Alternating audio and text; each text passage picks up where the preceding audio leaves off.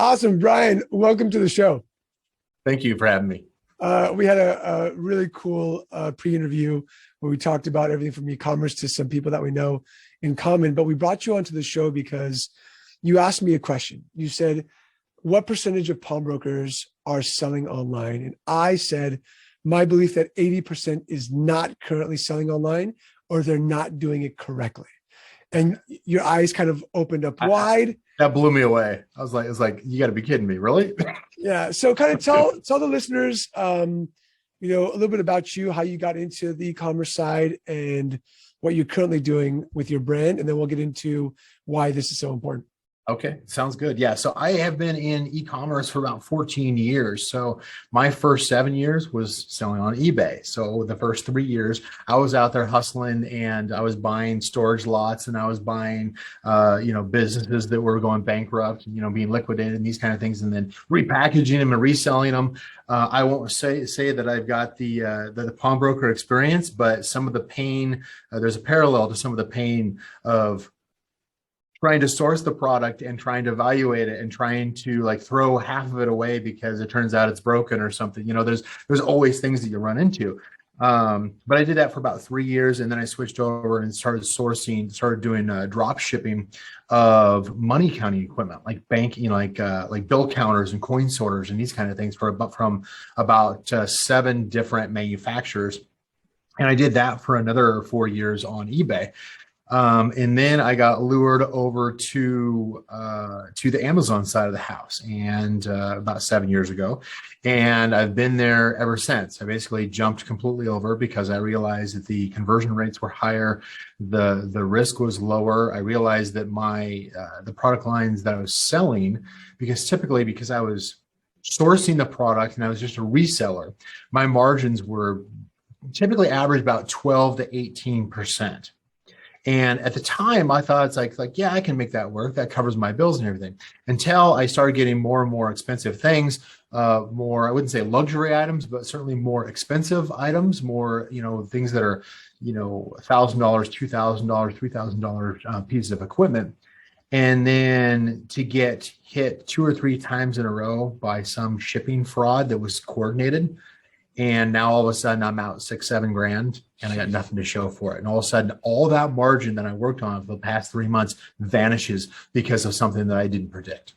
That I thought I was mitigating the risk, just didn't happen. So it irritated me enough that I switched over and started learning the ropes on Amazon.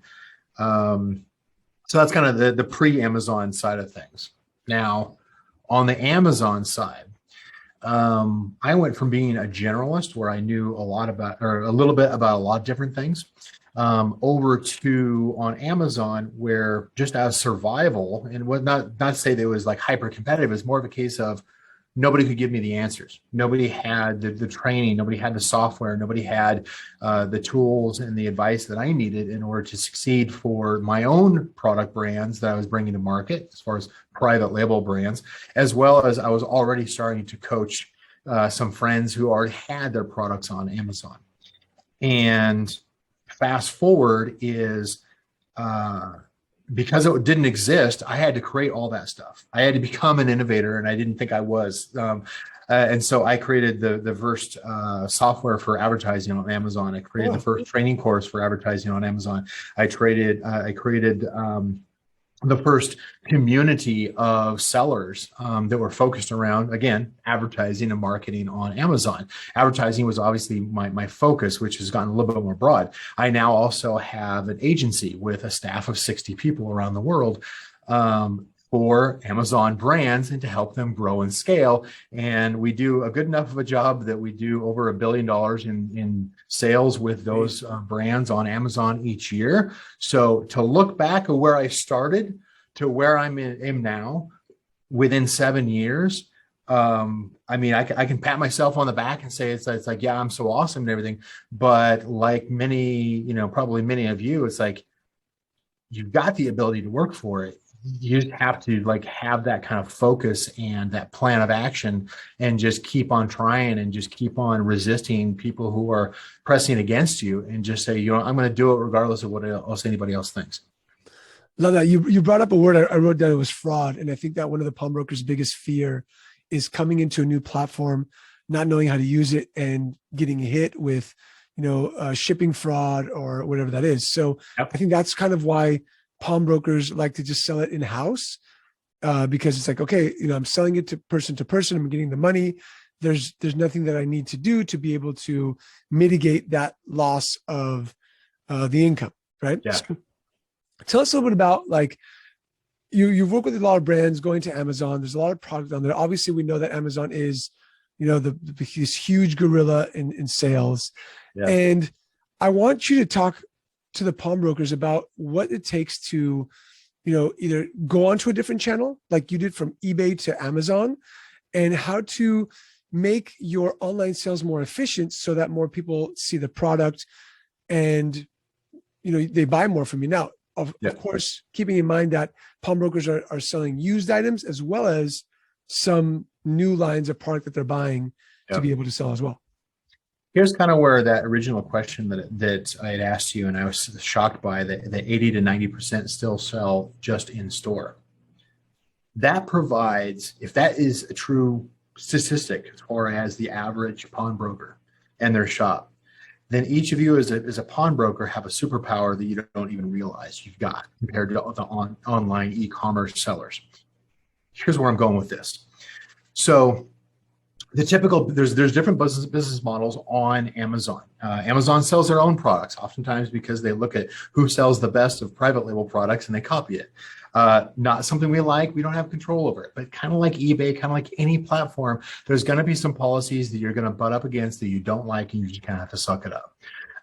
But there's other things that you kind of need to work around to make sure that you are doing everything above board. You're not trying to game the system too much, because they are looking for that kind of thing. But the traffic is definitely there. Now, used items. Let's talk about used items first of all. Used items, you make your money when you source it, not when you sell it, right? So typically you're going to have, you're gonna make more of your money, I think, like based off of how well you negotiate it on the front end. Now, if you can get a hold of more than, typically if you're just doing a single transaction, if you just got one item and you have an item that's worth $5,000, yeah, I can understand how the risk of fraud dramatically increases. But that also should be built into your business model as far as the margins that you maintain on average. If you are consistently averaging, I don't know what the average industry is as far as profit margin is, as far as a brick and mortar pawn shop. I'd probably say like 40, like if they're selling it within the store, it's probably like 40% around that avenue. And there's obviously different items that might go a little bit higher, some might go lower. Okay, cool.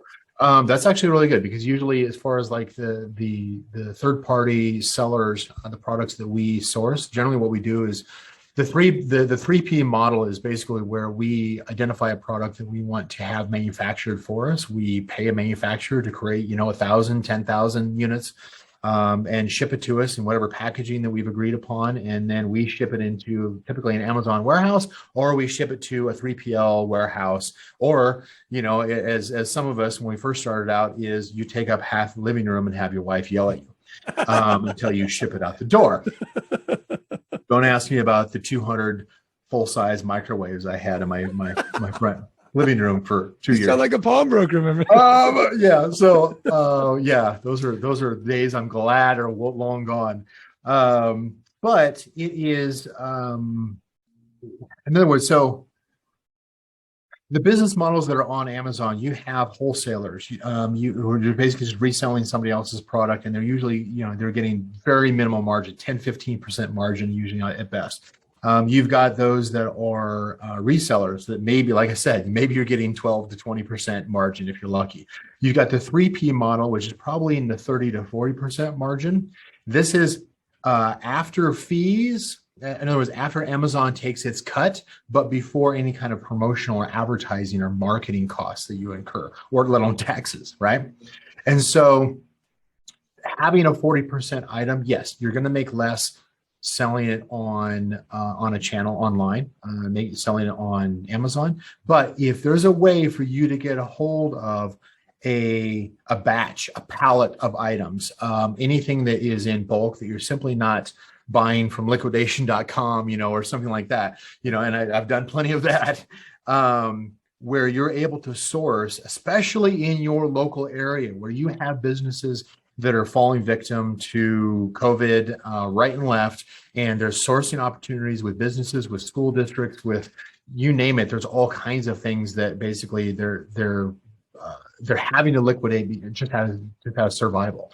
That should be an opportunity if you've got the feelers out there and you're listening, you got the ear on the ground, you're listening to who's struggling. I outfitted my entire gym because during COVID, there was a local, 24-hour fitness that went under. And they're like going, we've been closed for 6 months. Like, I can't pay my staff.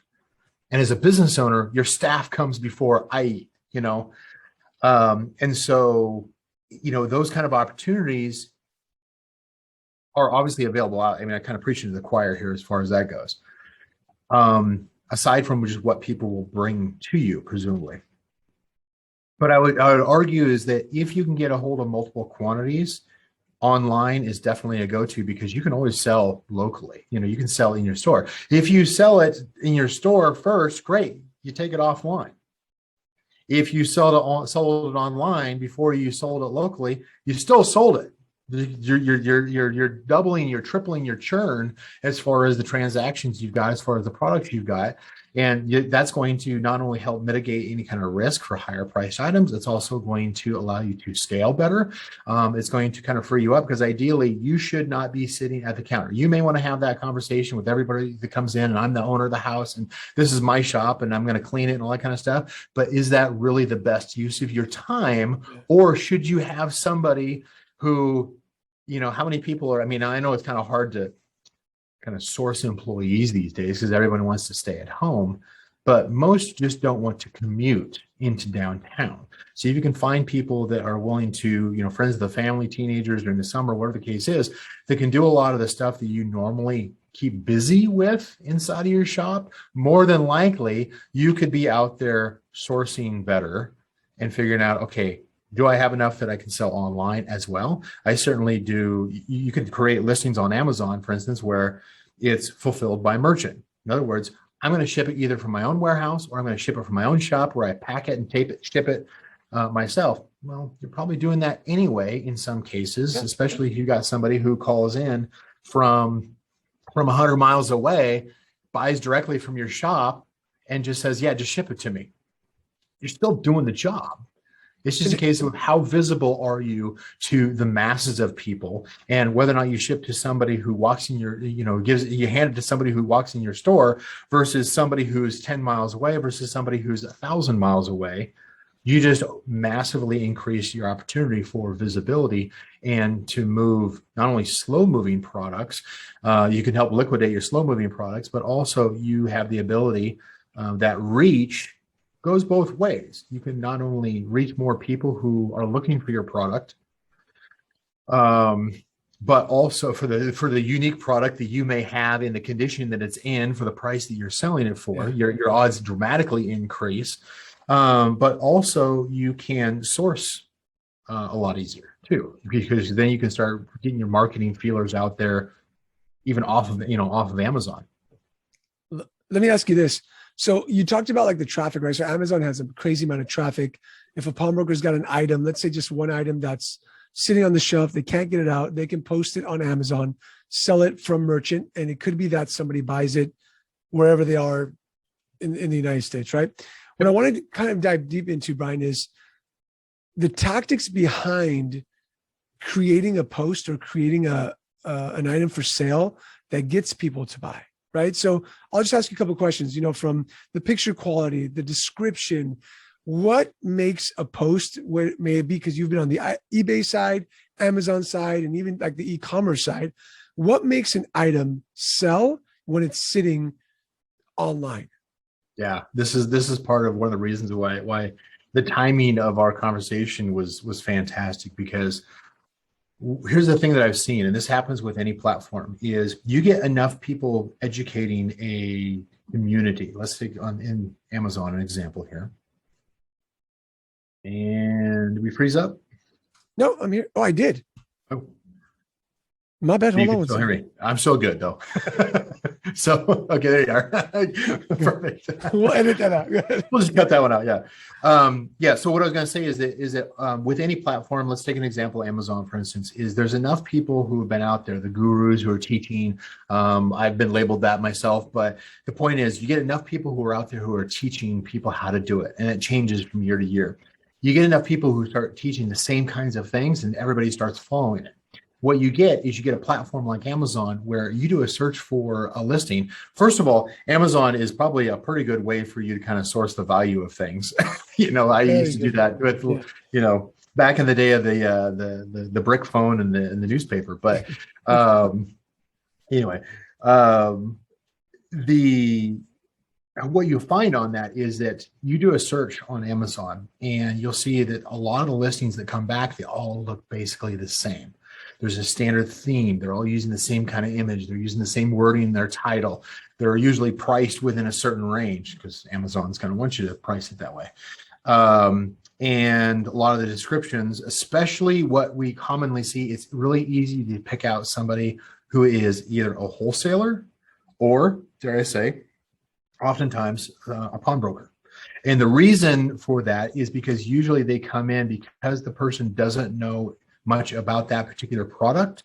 They come in and say, okay, I looked up this model number, here's the statistics, copy paste, and I'm putting up the specifications for this product and the manufacturer's description. It's probably impractical for you to go in on an individual product basis every single time and optimize that product listing, the main image, the rest of the images, the video, let alone video, the feature bullet points, the description. All of these things are an opportunity to grab the eye of the shopper, basically make it stand out from the competition, make that main image really pop compared to what everybody else is doing. One of the things I teach a lot about is I'm most known for Amazon pay-per-click advertising or PPC advertising, but the past year, the drum that I've been hammering on people is, look, Amazon, it's not that it's gotten saturated, it's that it's gotten so similar. Everybody's copying each other. Everybody's teaching is like, oh yeah, just copy what's selling well out there and just do what they do. Now everybody looks the same. That creates a huge opportunity for somebody who, like me, who says like, how do I make it so that my product, my main image, my title stand out and is unlike anybody else's in the search results? That always catches the shopper's eye, especially on their mobile phone. They're scrolling down, and they're like, wait, what was this? And they stop and they catch it because their eye catches things like bright colors, or when somebody's selling a product and it's got 10 accessories and they put it all into the main image. It's like they're trying to sleep with them the very first time they say hello. It's like they try to put too much into the main image, too much into the title, too much into the bullet points. They're trying to sell them on the first date, right? And what it comes down to is if you can do exactly the opposite of most people are doing in that particular product niche, you're going to stand out at the shopper. You're going to get the click through. You're going to get that visit from the shopper. You're going to get a higher consideration if you start talking to the shopper as the shopper and say, like, look, this is what this product solves for you. This is what's, answer the question. What's in it for me if I buy this product? How many of you have done this across the counter where you either could care less what the shopper, is looking for, or if you're actually, love sales, then you're probably trying to pick out, it's like, okay, who are you getting it for? It's like, do you think they, do they like this kind of color? You're basically kind of leading them down the path to ultimately purchasing the product, right? Some of you have a lot of fun with that, I'm sure. But ultimately, you can do the same thing on e-commerce, whether it's Amazon, Walmart, Shopify, Etsy. Etsy's more the handcraft, artisan style, but you can do that on each of these platforms where you can put a better compelling listing, an image that stands out from the competition, a title that grabs somebody's attention, uses words that everybody else is not using, and certainly in the top bullet points, you're basically saying, like, this is what's in it for you. These are the benefits of this product to you. Now, I understand that's probably impractical for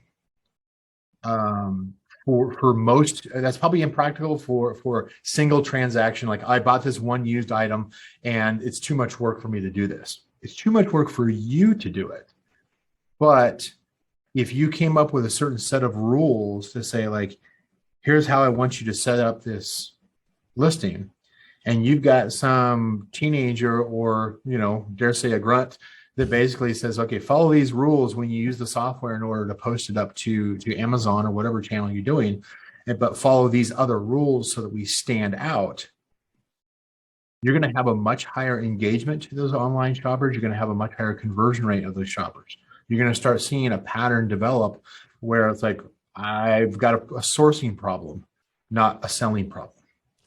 What's interesting is I told this story last week to somebody. I have a friend, she's got an Instagram account. It's called 23 Carats. And she sells on Etsy and different places, right? Yep. What she does is she goes to pawn shops. She sources like rings that are a little bit older, right? That people are selling for, I don't know, $500. She turns around and she brand story, differentiating pictures, and she 3 times the value. She'll sell that same ring that the pawn shop sells for $500 for $1,500, and she sells it all day long. So what you're talking about like, what does it do for me? A different type of a picture, make it pop out. It makes a lot of sense to me because most time pawnbrokers, they just get a ring or this and pop a picture and let's go.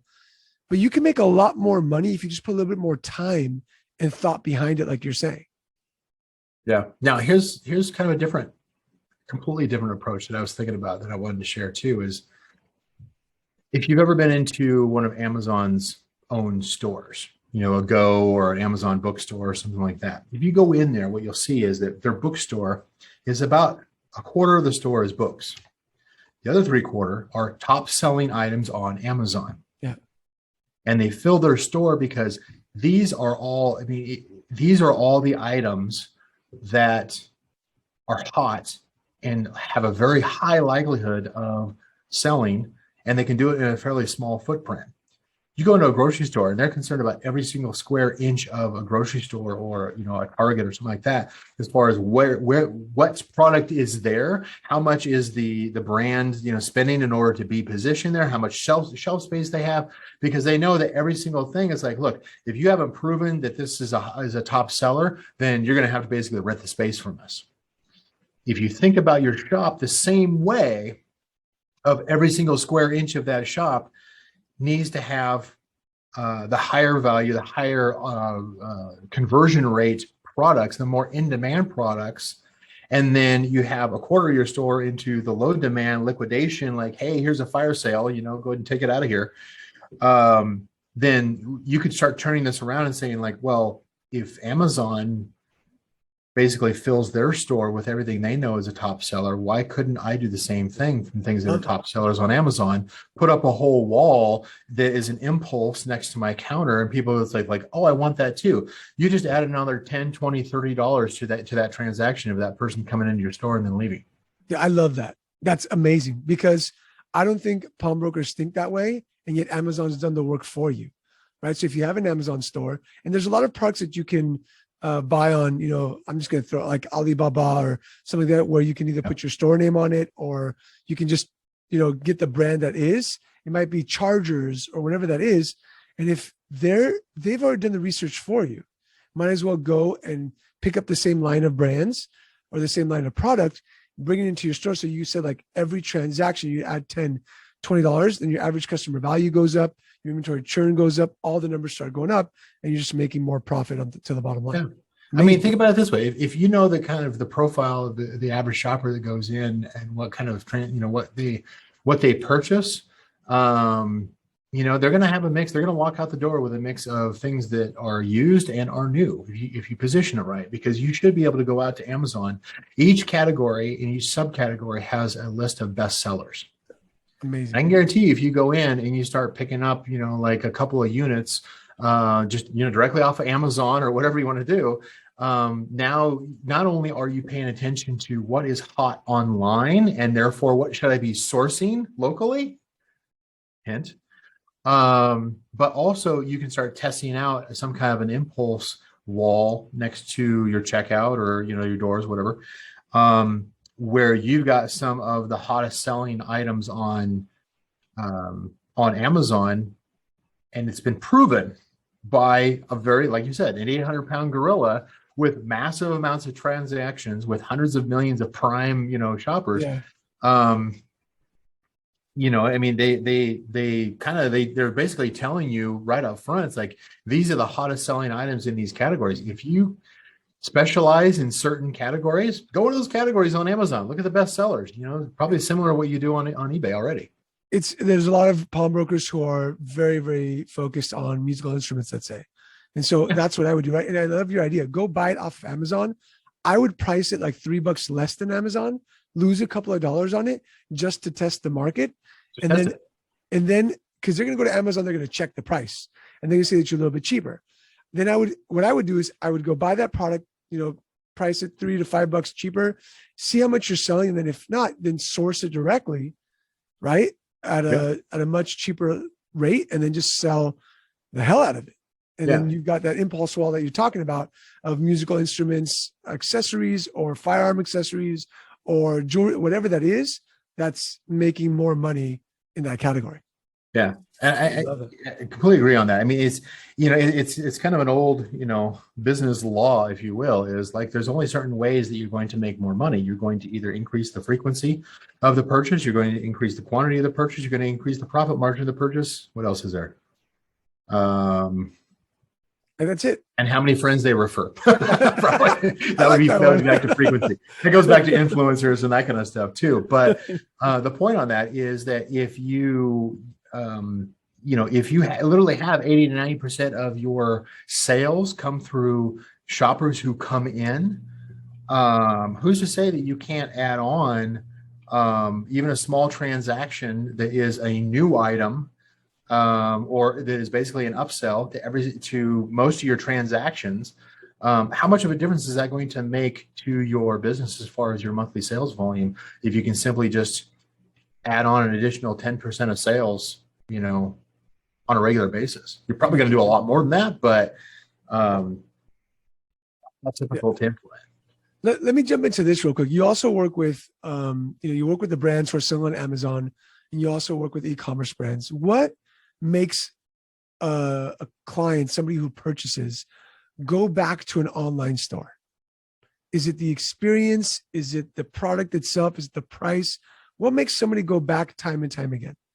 So there's a couple different things on this one. One is Amazon has done a great job as far as educating, basically training shoppers, training the consumer to expect the instant gratification. They came out with a whole Prime membership. And what that allowed is that in most cases, for most locations around the country, they could go on Amazon and they could have the product in a couple of days shipped to them. And especially during the pandemic, when there was a lot of quarantine, people like massively, I know my doorstep certainly increased, but the number of transactions that were purchased online and then shipped directly within a couple of days, even during the times when they were struggling to get things out, there were shipping logistic problems and some things would take 3 weeks to ship. They still trusted the fact that they could return a product and get a full refund, no questions asked, within 30 days. Same kind of process you've got with eBay, right? There's still going to be fraud, but the shoppers on Amazon typically are vetted a little bit better than I would say on eBay.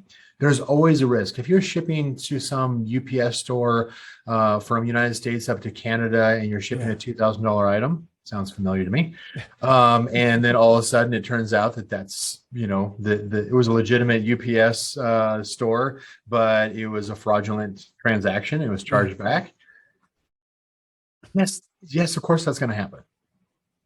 I would say if you're going to, focus in on a thing, you're going to have, I don't know, as far as like what the normal transaction amount is or price range is for many pawn shops. It probably varies depending on location, I would think. Yeah, you've had people sell things for $150. I've had clients sell things like diamond rings for $3,000. Right. So it just depends where you are and what you're selling. But what I'm hearing from you that you're saying is that Amazon's doing the work to train the consumer, we need to model that training as much as possible, if not make it better, right? We have to ship quickly. We have to do the return policy. Is that kind of what I'm hearing? It's cost of doing business. Yeah. Yeah. Absolutely. And, and sometimes what we do is that, when you've got a product that you source from China for a few dollars and, it costs you, $15, $20 all in, and then somebody breaks it and returns, something that's been drugged through the dirt, obviously, it's like not above board as far as the return goes. Amazon will automatically give them a refund, the shopper a refund, but they're also paying attention. They're not going to let that kind of thing happen. They're actively going out there and trying to vet the shoppers just as much as the sellers to say, you're a legitimate shopper. You've got a pattern of complaints. Your IP address is the same as somebody else we identified as we've red flagged before. All those things take into place, and they can do it a lot better than you can.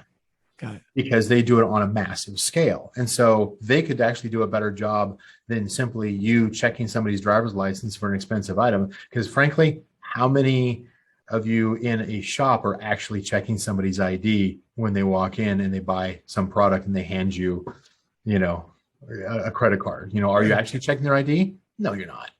Like, come on. You're just doing the transaction. It's like, well, the credit card company approved it, so it must be good enough. Nobody's checking ID. While you were speaking, I just went onto Amazon.com and I just posted like diamond necklace. And for those pawnbrokers thinking like, oh, I can't sell jewelry online or on Amazon, there's tons of jewelry being sold. You can't advertise used or jewelry or adult items. You can't advertise, but you can certainly list them often. You can list them. Now, there's certain kinds of like high-end art, high-end jewelry, designer products, like you had mentioned earlier, as far as like, if somebody brings in a Prada, bag or something like that, Amazon's going to be a little bit more sensitive to, counterfeit, but it's probably not that much more than what you've already experienced with eBay. Yeah. 100%. So it's not that much different. It's simply just, there's a little bit of, there's some learning curve, but ultimately those who are going to double their sales in the next year because they diversified to online sourcing and selling, as well as diversified their shop to a mix of used and new bestsellers. I don't see any reason why shop couldn't double their revenue in the next year. Just by diversifying. One thing that my brother did in his pawn shop is he has his brand Cash Go Pawn, and then he opened up a second brand called Relove Me, right? So like the name pawn isn't in there. So now he sells tons of stuff online with the Relove Me brand, right? Because he sources product, he's buying used product, but it's just product that's been loved before. That's what he calls it, right? Right. And they want you to love it. So I think that's an amazing thing that he's doing. But I'm looking at this, man. So for those of you who are stuck not selling online, Brian has probably mentioned it 3 times: double your sales in a month, make more profit, sell above and beyond what's just in your brick and mortar. Because now it's not just about survival anymore. Like last year, it's about thriving. How do we take 4 walls of a business and maximize sales and maximize profit with the amount of people walking in? Well, that's why I brought Brian on, is take your stuff online. You've got a much bigger audience there, from Amazon to your own site, and make sure that you're learning about it some more. So now you're just posting stuff online, hoping that things back. One thing that happens, Brian, all the time is that a pawnbroker will go post something, won't get a sale, and they'll say, you see, it doesn't work, right? You see, it doesn't work. Yep. From your experience, just to kind of end off this conversation, which has been incredible, from the brands that you guys are building on Amazon, right? This is not a pawn shop. It's a brand that's buying stuff. They're putting their name on it. You guys are sourcing. They're paying you tons of money for the marketing and the PPC. How long does it take for somebody to see a turn in sales on the average, where they can say like, okay, let's keep going? Yeah. Well, I mean, as far as my agency is at the level that basically our minimum brand or seller that we work with on Amazon, they're already doing at least $100,000 a month in sales. Gotcha. Yeah. Sometimes, I mean, we're in the game of doing is leveling them up to a whole new tier, basically. And that usually ends up in that brand being acquired by some aggregator, some investor. And that's both a sad day and a happy day for us. But what you had mentioned before is like somebody saying, look, you don't need an excuse to fail. You can do that on your own any day of the week. It's just a case of just not showing up. But most of you who are running your own shops, you are an entrepreneur, whether or not your family wants to recognize that or not. You are an entrepreneur, and you've got a superpower that others don't. You have the ability to know, based off of what you sell locally, where you get the highest margins, what seems to be in the highest demand. And you can easily supplement that with some online research, some online information. I've got 100 more ideas that I can throw at you later after the call. But when it comes to like one of my companies, I've got 4 companies currently. I had 7 and I sold 3 of them. So now I've got 4 companies, but one of them is simply just liquidation brands. These are brands that come to me who went through the Amazon sales model and said, you know what, this is not right for me. See, it doesn't work. I failed because the system's rigged. It's unfair, whatever. Yeah. And I'm like, great, what do you got? It's like, okay, well, I see the mistakes that you made. And do you want to just liquidate it? And they're going, yeah. It's like, great, here's my offer. And I go in there and I buy up their whole lot.